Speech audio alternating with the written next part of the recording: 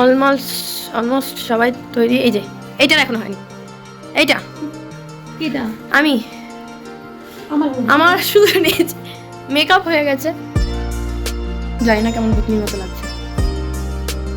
এবার শুধু জুয়েলারি আর উপরেরটা পরে আসছি।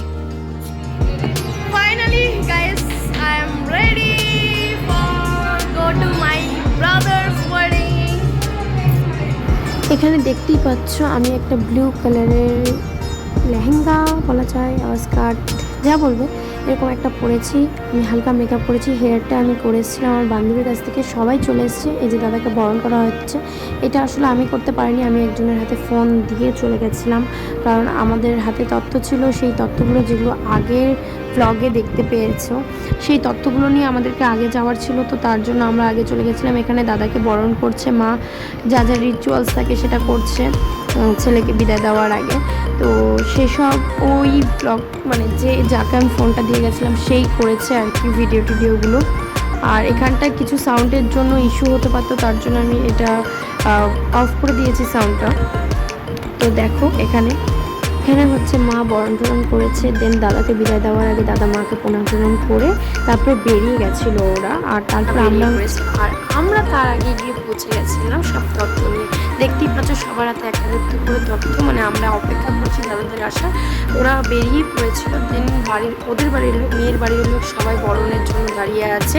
বরণ হলে তারপরে গিয়ে হবে হচ্ছে আশীর্বাদ, মানে মেয়ের আশীর্বাদ দেখতেই পাচ্ছি এখানে সব। তারপরে ওরা চলে আসলো বিয়ের যেখানটায় হচ্ছে শুভ দৃষ্টি, মালাবদন, তারপরে আর কি হয় আমার অত জানা নেই, দেখেছি শুধু। যাই হোক, তো সেই সব হচ্ছিল আর কি 7 পাক পরের চারপাশে ঘোরায়, তারপরে মালাবদন, শুভ দৃষ্টি, এটা হচ্ছে শুভ দৃষ্টির সেই সময়টা। আর তার দাদা হচ্ছে বাড়ি থেকে যাওয়ার আগে আমার ফ্রেন্ড আর আমরা মিলে একটা দাদাকে গোলাপ ফুল দিয়েছিলাম। দেন শুভ দৃষ্টির পরে দাদা সেই গোলাপটা বৌদির হাতে দিয়েছে, দেখতেই পাচ্ছ বৌদির হাতে সেখানে গোলাপটাই আছে। তারপরে মজা আনন্দ যেটা হয় আর কি, সবাই মিলে মালা বদলের সময় মজা করে। বৌদির হাতে হচ্ছে সেই গোলাপ ফুলটা আছেই, তোমরা দেখতে পাবে। আর তারপরে আমরা এখানে কেমন মজা ছিলাম আর কি। মজাটা ভালোই হচ্ছে, কিন্তু ঘন্টাটা একটু আমাদের সাথে খেলে গেলে আমাদের অবস্থাটা খারাপ। আমার ছবি তোলা হচ্ছে না, আমাকে ভালো ছবি তুলে চলো আপাতত সবাই বিয়েতে বসে গেছে, তো আমরা দেখি সেখানে গিয়ে যে বিয়ে কেমন চলছে না চলছে। চলো